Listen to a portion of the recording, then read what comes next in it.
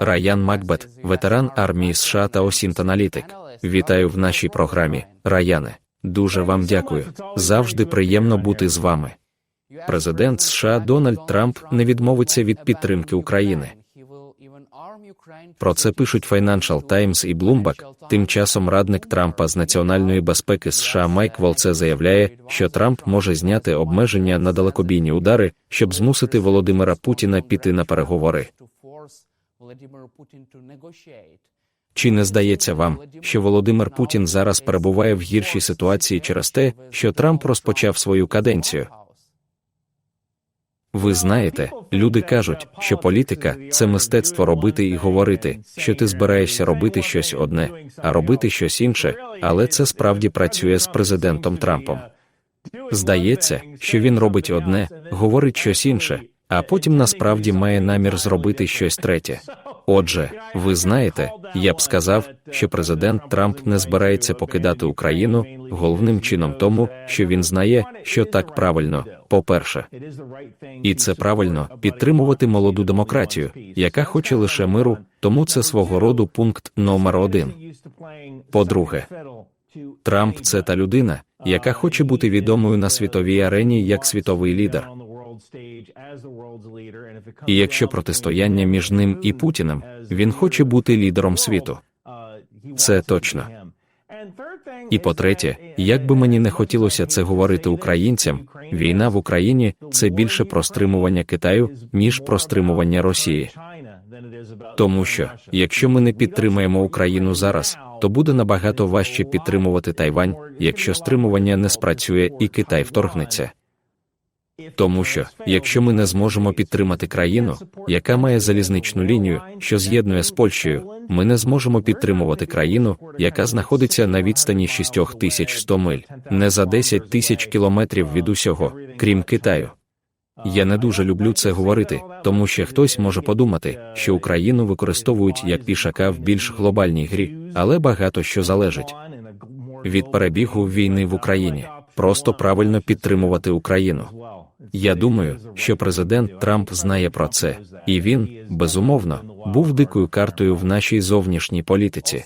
Також, за даними видання Financial Times, команда Дональда Трампа розуміє, що поразка України стане катастрофою для Дональда Трампа і продемонструє слабкість Трампа, змусить Дональда Трампа виглядати слабким на міжнародній арені.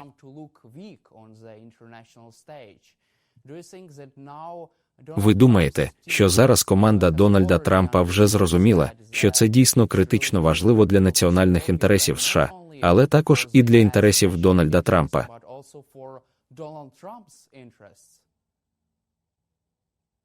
Можна сказати і так. Я думаю, що є багато людей, які голосували за президента Трампа, яким так чи інакше начхати на Україну, і багато з цього пов'язано з президентом Байденом і двома його найбільшими помилками. Перша помилка полягає в тому, що він надто рідко звертався до нації і недостатньо говорив про те, чому важливо підтримувати Україну. Це зародження демократії. Нам потрібно зупинити російську агресію. Ми повинні дати зрозуміти Китаю про нашу рішучість. Він ніколи цього не робив. І друга помилка, яку президент Байден зробив, це те, що він завжди давав Україні лише достатньо зброї, щоб повільно програвати, але недостатньо, щоб виграти і закінчити боротьбу. І чому він це робив, я не знаю. Я думаю, що він старий воїн холодної війни, який все ще думає, що Росія – це великий поганий ведмідь з ядерною зброєю, і це насправді так, але я думаю, що це був свого роду заздалегідь визначений висновок, але здебільшого я не вірю, що люди, які підтримували Трампа, так чи інакше переймаються Україною, тому що деякі з них купилися на російську пропаганду, а деякі думали, що якщо президент Байден щось робить, ми маємо бути проти цього. І є стара приказка, що наша політика зупиняється на краю кордону. І Сполучені Штати повинні виступати єдиним фронтом, коли йдеться про нашу зовнішню політику, і ми всі повинні бути згодні щодо наступних кроків вперед, особливо коли йдеться про щось на кшталт стримування Росії. Також є цікава публікація від Bloomberg. Таким чином, європейські союзники впевнені, що адміністрація Трампа може допомогти Україні повернутися до позиції сили, перш ніж відбудуться будь-які переговори з Росією. За даними джерел Bloomberg, у Європі Що може зробити адміністрація Дональда Трампа, щоб допомогти Україні покращити свої позиції перед переговорами з Росією? Є кілька речей, які вони можуть зробити. Напевно, найефективніше, що могла б зробити адміністрація, це дозволити літати тиграм.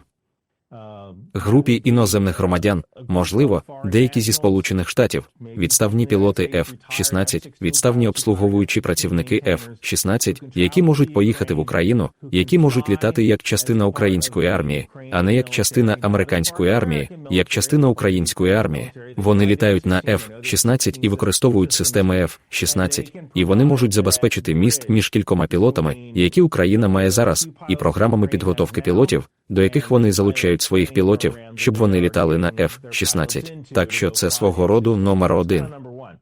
По-друге, у нас є багато F-16 на кладовищі в Неваді. Давайте перевеземо ці F-16 в Україну. Купуйте або орендуйте їх, щоб почати робити добро. Заберіть їх звідти, перевантажте, оновіть їхні системи, доставте їх в Україну, тому що все починається з F-16. Ще одна річ, яку вони могли б зробити, і яка була б дуже важливою, це просто зняти будь-які обмеження на атаки всередині Росії. Україна намагається вести цю війну зі зв'язаною за спиною однією рукою, і це дуже важко зробити, коли росіяни знають, що вони можуть стати на певне місце і їх не можна чіпати. Потрібно мати можливість їх там бити. Так що це свого роду номер 2. Третє, дати Україні стільки артилерійських боєприпасів, скільки вони можуть фізично вистріляти. Просто наповніть снарядами потяги, що їдуть з Польщі. Тепер, якщо ви це зробите, ви побачите щось дуже особливе. Україна виконала чудову роботу зі своїми FPV-дронами. Але причина, через яку вони почали це робити, полягає в тому, що світ їх підвів.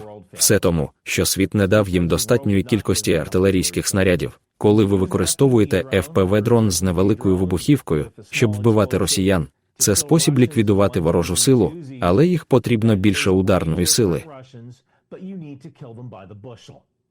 І зробити це можна лише за допомогою артилерії. Потрібні більш смертоносні засоби зброї. Це дуже потрібно Україні. Так ось. І це значно допоможе Україні, тому що зараз ви не використовуєте одного солдата і один FPV-дрон для вбивства одного росіянина, ви використовуєте українського солдата з його дроном, щоб цілитися в росіян десятками сотнями. Навіть і саме так ви виграєте війну, коли ви так гарно воюєте, що вони фізично не можуть продовжувати, і ви можете зробити це з українськими технологіями безпілотників, які ви накопичили за останній час. Минуло майже 3 роки. 3 роки українські технології безпілотників, які ви створили за останні 3 роки, у поєднанні з американськими та європейськими артилерійськими снарядами. Ба більше, ви щойно згадали про українські безпілотники. Президент Зеленський каже, що Україна має виробляти 1 мільйон дронів на рік. Що це означатиме для російської сторони?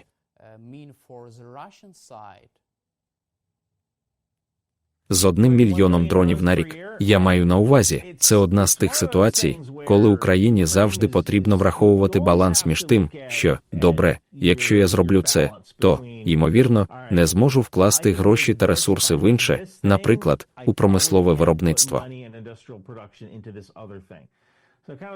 Отже, питання полягає в тому, чи, виготовляючи ці дрони, я не нехтую можливістю виробляти артилерійські снаряди. Тож, можливо, справа з безпілотниками – це одна річ, яка добре спрацювала для України, і, можливо, так робиться ставка на те, що ви отримаєте артилерію звідки ще, тому що не схоже, що хтось на планеті, крім Китаю, можливо, Ірану, може виробляти ці маленькі дешеві безпілотники такими темпами, як їх виробляє Україна. Це здатність, яку зараз має лише Україна, і це здатність, яка була свого роду стала перевагою для вас.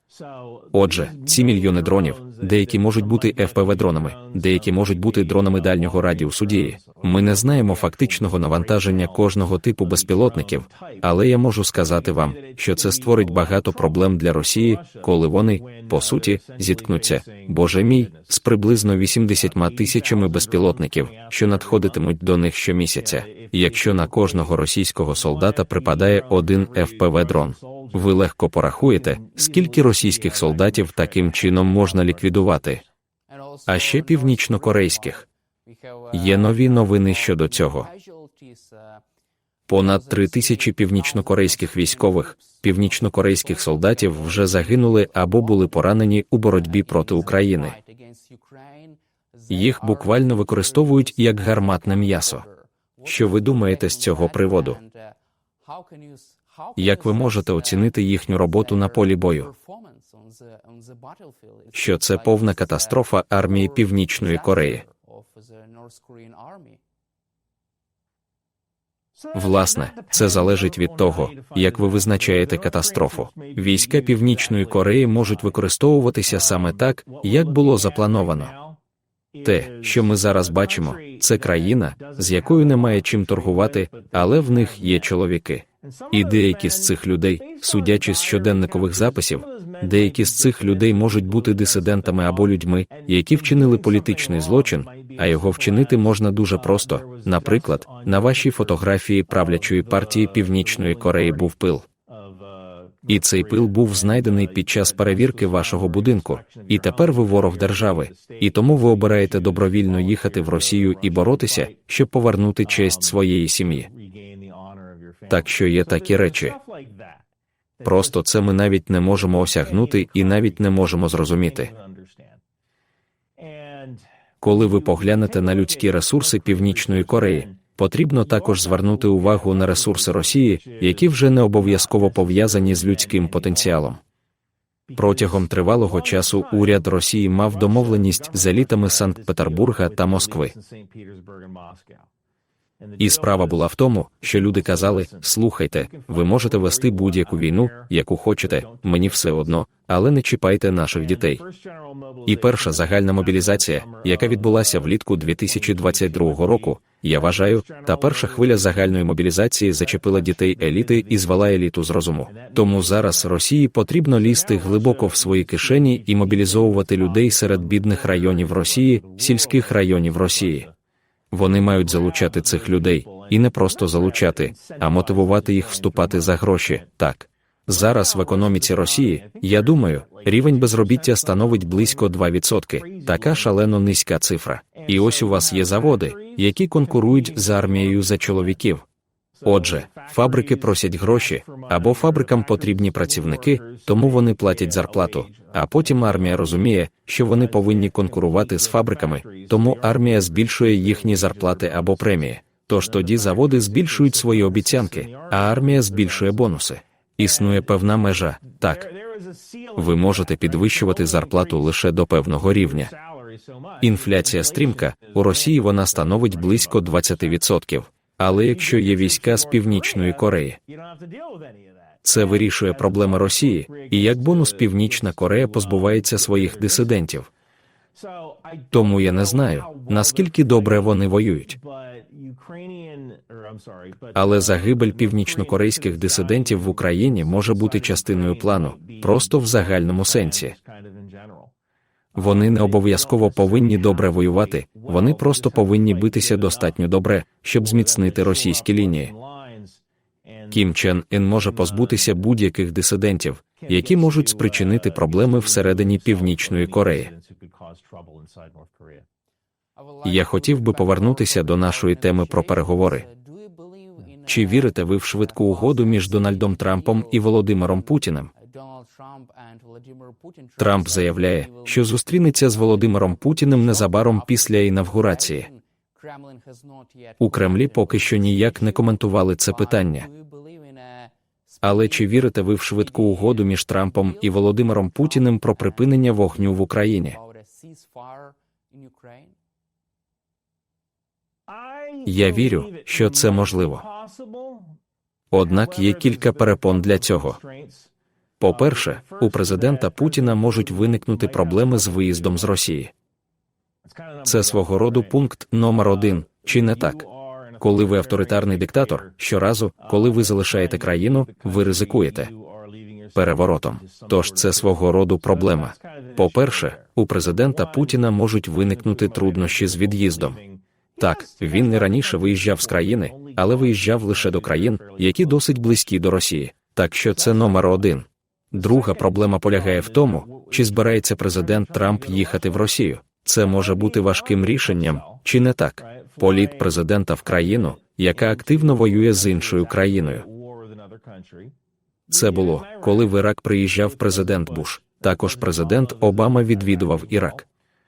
Але системи протиповітряної оборони в Іраку сильно відрізнялися від систем протиповітряної оборони всередині Росії. І, знаєте, вони могли б навіть випадково збити президентський літак Трампа, борт номер 1. І сказали би, що помилилися. Отже, президенту Трампу, ймовірно, доведеться зустрітися з Путіним на нейтральній території. Як, наприклад, Швейцарія. Прошу. Так, Швейцарія. Як Швейцарія або, можливо, Саудівська Аравія, Об'єднані Арабські Емірати, Туреччина – це теж можливо. Тож це може статися. Я не знаю, чи буде виконувати Туреччина ордер на арешт президента Путіна. Але їм доведеться знайти країну, яка не має ордера на арешт Путіна, а також країну, яка готова їх прийняти. І це може бути важким завданням для будь-якої нації. Тож президент Трамп може захотіти зустрітися з Путіним, але з логістичної точки зору це може бути важко зробити, і президент Путін не обов'язково захоче залишати Росію для цього, тому що кожен раз, коли він їде, це ризик. Чи ризикує він життям щоразу, коли їде з Росії? Я вважаю, що так, я переконаний в цьому. І ви впевнені, що він буде не в захваті від того, що ризикує своїм життям заради угоди з Дональдом Трампом? Єдине, що може статися, якщо президент Путін зустрінеться з президентом Трампом, це те, що президент Путін не отримає того, чого хоче. Так навіщо взагалі зустрічатися? Адже ви тільки зіграєте на руку президента Трампа. Ви не будете виглядати добре. Ви будете виглядати слабким, і я вже говорив про те, що президент Путін буквально не може зупинити цю війну, тому що російська економіка зараз зійшла з рейок і вона перегрівається. І так, якщо завтра припинити війну і відкликати солдатів, уявімо, що вони повністю заморозять українські лінії, там залишиться певна кількість солдатів на місці, але більшість солдатів будуть демобілізовані. Коли є солдати, які повертаються додому, вміють користуватися зброєю, то, з іншого боку, вони безробітні і вони не можуть влаштуватися на роботу. І в одну мить також всі ці люди на збройових заводах залишаються без роботи. До чого це може призвести? Також я знаю, що закони про зброю в Росії не такі, як у Сполучених Штатах, але я скажу вам так, якщо ви колишній солдат і знаєте, як користуватися зброєю, і, можливо, ви робили якісь тіньові речі, коли були солдатом, ви можете знайти зброю. Це не так вже і складно. І тепер ми маємо ідеальний шторм чоловіків, які воювали, знають, як убивати і як користуватися зброєю. І наступне, ви можете опинитися повішеними догори ногами біля заправки, як Муссоліні. Або закінчити як Чаушеску. Отже, президент Путін буквально не може зупинити цю війну. Бо якщо він це зробить, то є значний ризик, що його можуть усунути від влади. Але чи вірите ви, що Трамп здатний переконати Володимира Путіна або змусити його припинити цю війну допомогою Україні, відправкою військової техніки в Україну? Дозволами на завдання ударів всередині Росії і новими пакетами санкцій проти російської економіки? Тому що, з іншого боку, є багато дискусій про те, що Росія не може витримати такі санкції дуже довго. Тому що економіка Росії почала відчувати труднощі, відсоткові ставки перевищують 20%, а зростання валовий внутрішній продукт уповільнене через західні санкції. Оскільки в Росії високий рівень інфляції. Отже, чи вірите ви, що Трамп може переконати Володимира Путіна зупинити цю війну? Навіть якщо він зіткнеться з фізичною загрозою своєму життю, навіть якщо Володимир Путін зіткнеться з фізичною загрозою життю. Я так не думаю. І я кажу це тому, що зупинка війни має просто занадто багато мінусів для нього.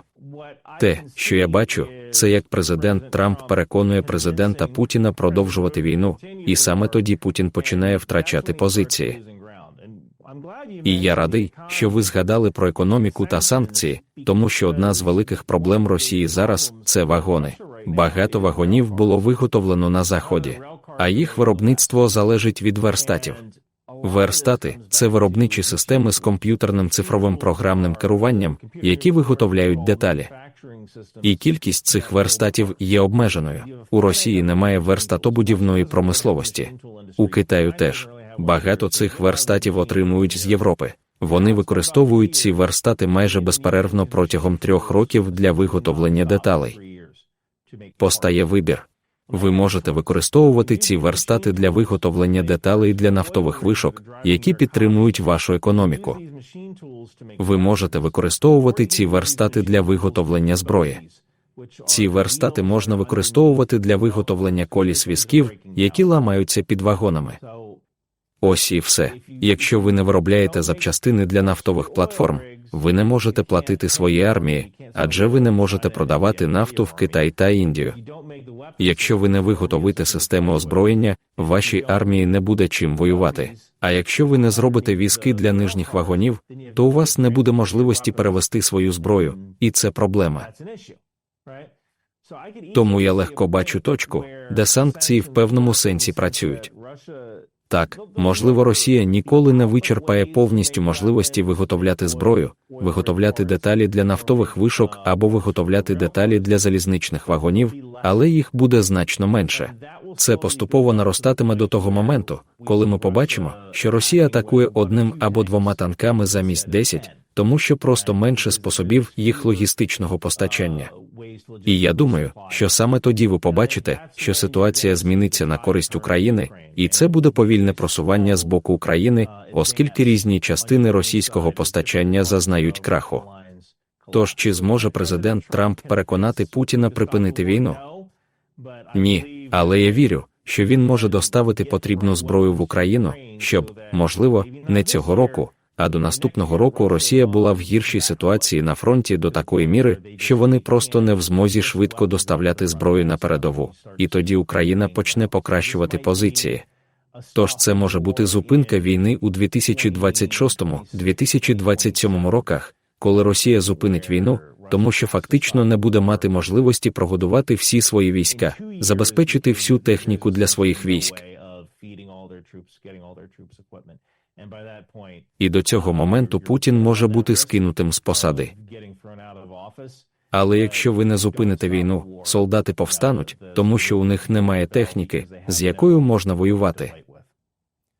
Тобто ви впевнені, що Володимир Путін може погодитися з пропозицією Трампа про припинення вогню тільки в тому випадку, якщо він втратить позиції в Україні? Думаю, це було б крайньою мірою. Ймовірно, це станеться у 2027 році. У них закінчаться транспортні засоби, я думаю, вже в наступному році. Зараз вони не закінчуються, тому що вони ще в змозі виробляти транспортні засоби зі швидкістю близько 50 одиниць на місяць, це танки, БМП і так далі. Але вони постачають дешеві танки з часів Холодної війни, які по суті закінчились. Я думаю, що у них залишилося близько 2000 одиниць бронетехніки, і я не знаю, скільки одиниць вони можуть обслуговувати, але якщо таємна організація, яка буквально рахує танки, має достовірні дані, у них залишилося близько 2000 одиниць БМП, і вони, ймовірно, прослужать до наступного року. Отже, схоже, що Володимир Путін зіткнувся з критичною дилемою, адже якщо він зупинить війну проти України, на вашу думку, його скинуть, і уряд Путіна буде обезголовлений. Його уряд буде повалений, і він може зіткнутися з фізичною загрозою своєму життю. Його можуть навіть ліквідувати. З іншого боку, якщо він не зупинить війну проти України, економічні питання будуть ще важчими для Росії, а критичні проблеми, які зараз стоять перед Росією, будуть ще більшими. І Росія не зможе витримати такі масштабні виклики. Ви абсолютно праві, І одна річ, за яку я повинен віддати вам належне, це те, що ви правильно використовуєте слово «дилема». Дилема – це коли ви повинні вибирати між двома однаково поганими наслідками. І одна відмінність полягає в тому, що якщо президент Путін продовжить війну, може бути якась рятівна благодать. Може статися щось, що тимчасово допоможе, але врешті-решт Росія зазнає краху. Вона може зруйнуватися найближчим часом, а може зруйнуватися пізніше. Тобто ви вважаєте, що Росія обов'язково колись у майбутньому зазнає краху? Так, я майже не сумніваюся, що Росія в якийсь момент розвалиться. Якщо вони зупинять війну, то майже одразу зазнають краху. Якщо вони продовжать війну, я думаю, що шансів на крах насправді менше. Тому що щось може призвести до того, що вони зможуть або зробити прорив, або щось піде на їхню користь. Це може бути щось настільки просте. Наприклад, Західна Європа вирішить, що з них досить, вони знову хочуть дешевого російського газу, ми не збираємося більше підтримувати Україну, надсилати їм снаряди. Є ненульова ймовірність, що це може статися.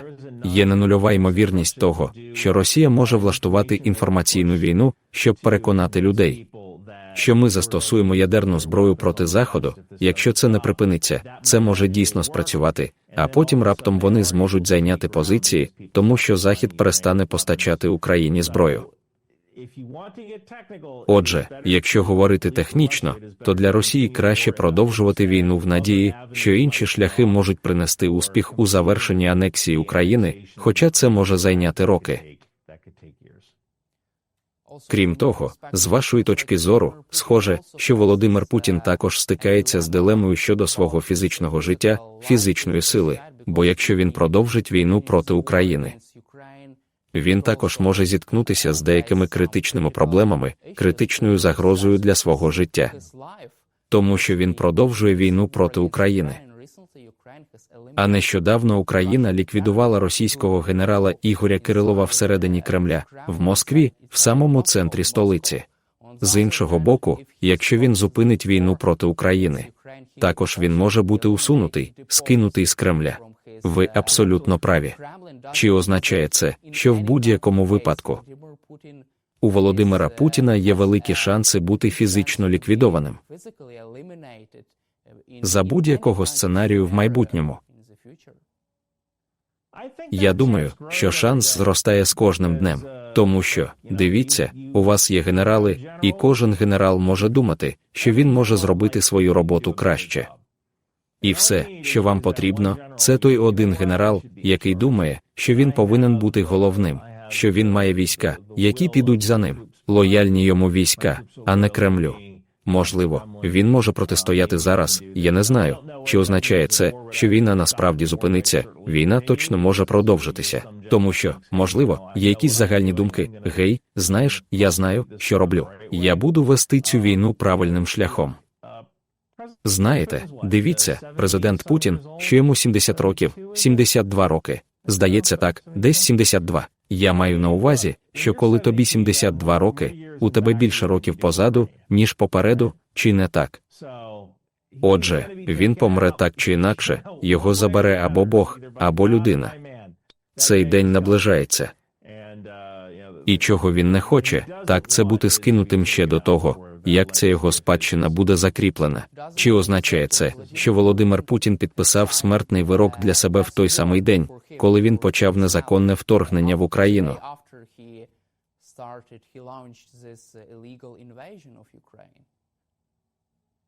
Я думаю, цілком згоден. Я думаю, що це точна оцінка. Можливо, він думав, що буде триденна операція, і все буде як у Криму. Але з цього почалася така дорога, з якої могла початися довга дорога в пекло. Знаєте, одного разу він вирішив почати операцію. Також, я хотів би порушити з вами ще одну цікаву тему. Про нещодавню заяву Трампа щодо Панамського каналу та Гренландії. Трамп заявив, що це буде служити національним інтересам США. Відновити контроль над Панамським каналом і отримати контроль над Гренландією. І моє перше запитання стосуватиметься угоди щодо Панамського каналу. Ви вважаєте, що ця угода з Панамським каналом дуже погана. Саме тому Трамп хоче переглянути основні пункти цього договору з урядом Панами.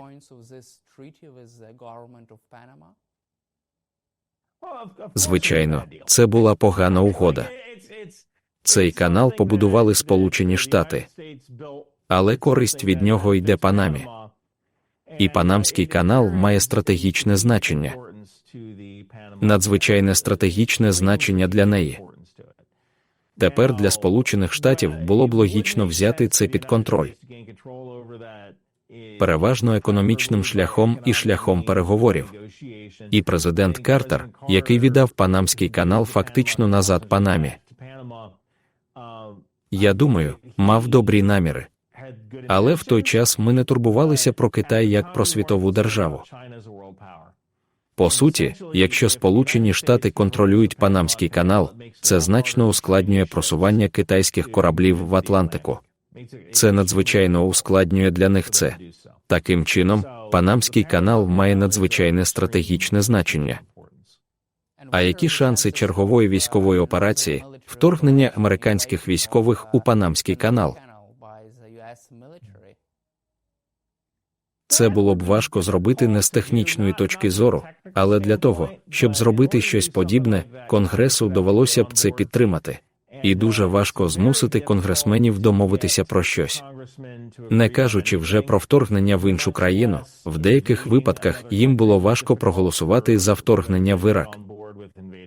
Щодо Афганістану було трохи легше, щодо Іраку було трохи важче.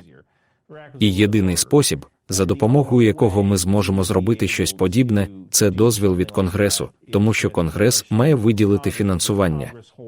Президент не може надсилати війська куди-небудь на тривалий час без того, щоб Конгрес виділив кошти для їх перебування там.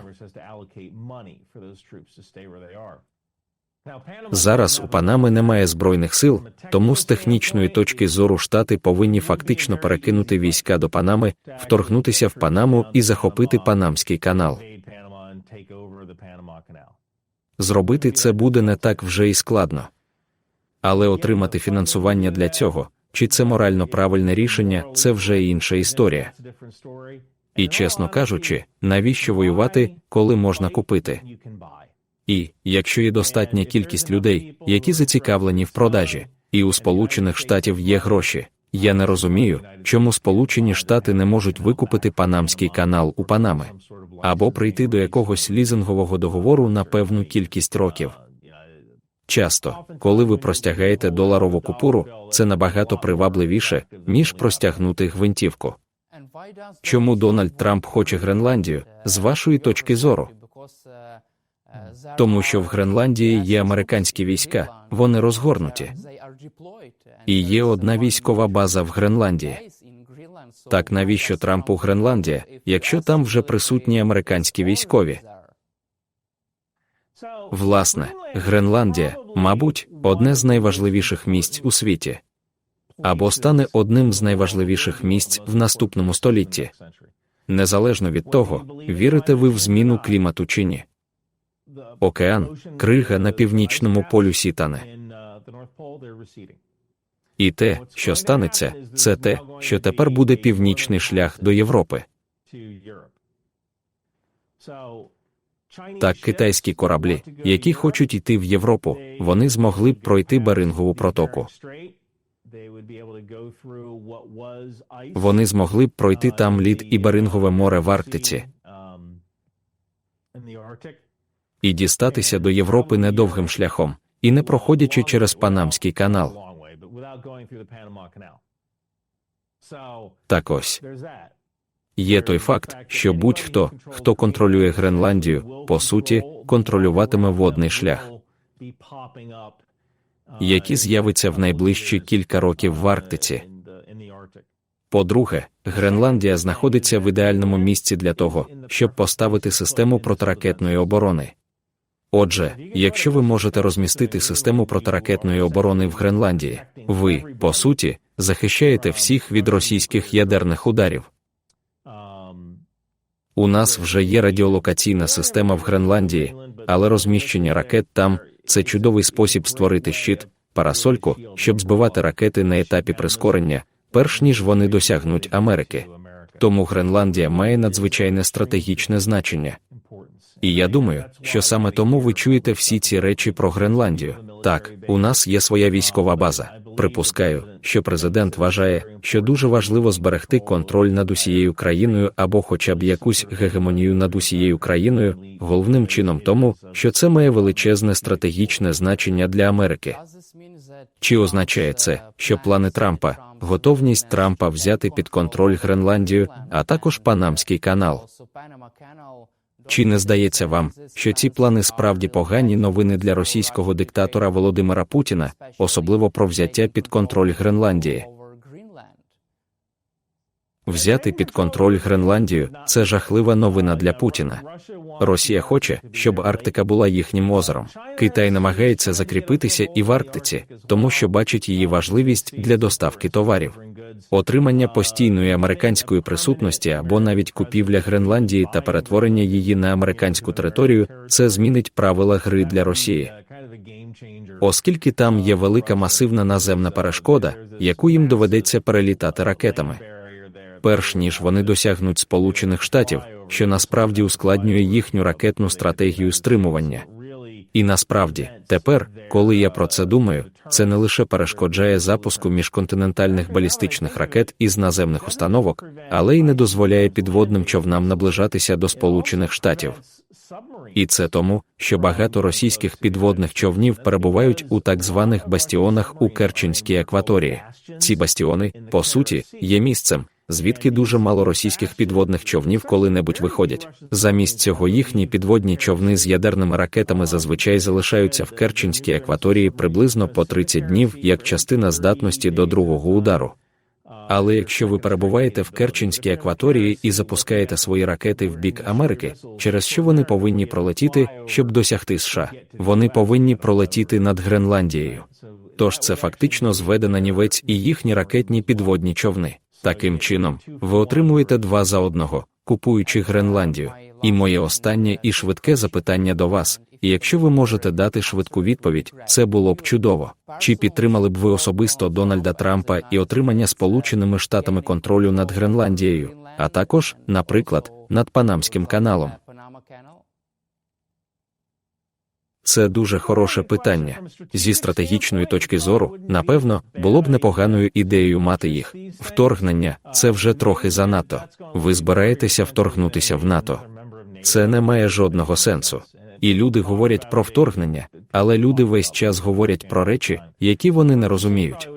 Купівля, ймовірно, буде непоганою ідеєю. Для цього є прецедент. Ми купили Аляску в Росії. Здається, це було у 1826 році, хоча я можу помилятися. Але є історія купівлі Сполученими Штатами землі, і якщо жителі Гренландії погоджуються на це, чому б і ні? Дякую, Раяне, за ваш час і за підтримку України. Слава Україні! Щиро вдячний. Завжди приємно бути з вами.